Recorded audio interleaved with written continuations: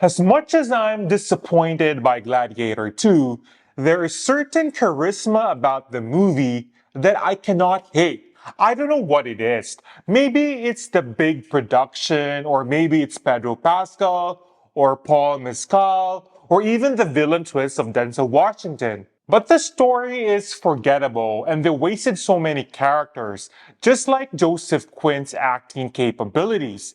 I really thought that he would perform at Joaquin Phoenix level of acting. By the way, I realized that this won't be the last time that Pedro Pascal and Joseph Quinn will be working together because they are casted as Mr. Fantastic and Human Torch in the next year's Fantastic Four. And I'm quite excited about it. So why am I underwhelmed by Gladiator 2? Aside from the weak storyline, there are so many scenes that just don't make sense. In this video, I'll talk about the scenes in Gladiator 2 that don't make sense to me. Maybe you did not notice them, but for me, when I watched it, I was like, what? That don't make sense.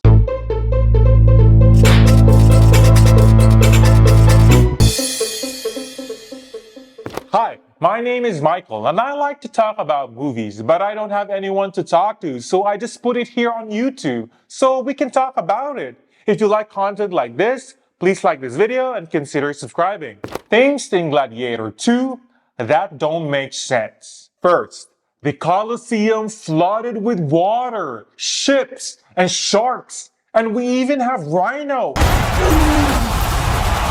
I purposely did not watch the trailer for Gladiator 2 because I did not want to be spoiled. One of the scenes in Gladiator 2 that really made me scratch my head is this one. The Colosseum. How did they manage to fill their arena with water in ancient Rome? What technology were they using to hold the water placed without flooding the city? They placed the enormous battleship inside the arena, and it's floating around in circles during the epic fight. How did the Colosseum handle the pressure with all the fight scenes? The funny thing about the scene is that the very next day, we see the arena completely dry and ready for another battle. How did they remove the water and dry it up so quickly? They don't have blowers? The Colosseum battle scene is hard to believe because it raises so many questions. Where are they even getting these sharks? How would they even catch them and bring them back to Rome? Today's aquarium struggles to keep sharks alive, yet Ridley Scott seems to think ancient Rome could manage it without the modern technology. Shark needs salt water to survive. So how are they storing all the salt water and keeping the sharks alive in the Colosseum? That doesn't make sense. Why did the people of Rome chant to kill Marcus Acacius? I thought that he was their hero. When the emperor found out that their beloved general Marcus Acacius is plotting a coup against them, they decide to kill him. With the advice of Maximus, of course, he has his own plan. I must have power. Acacius is thrown into the arena to fight Lucius. And so the big fight between Lucius and Acacius takes place.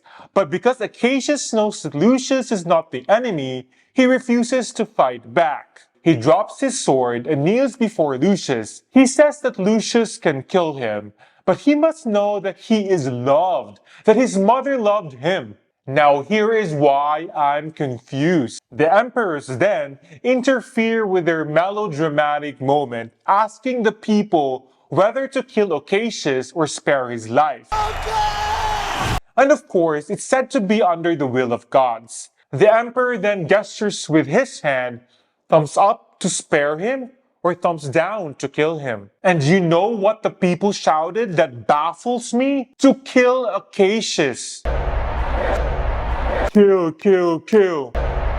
Kill, kill, kill. That's odd. I thought he was the people's hero. Why would they want to kill their hero? The emperors ordered the archers to shoot Acacius for treason. And of course, he died. Now, here's the funny part. since Lucius doesn't want to kill Acacius because all of a sudden he forgives him for the death of his wife, Lucius then says to the chanting crowd, "Is this how you honor your hero?" And just like that, the people suddenly changed their minds. Like, oh, I think we made a mistake. Now let's fight against the government. And all of a sudden, they attack the guards. That doesn't make sense. Are the people really that stupid?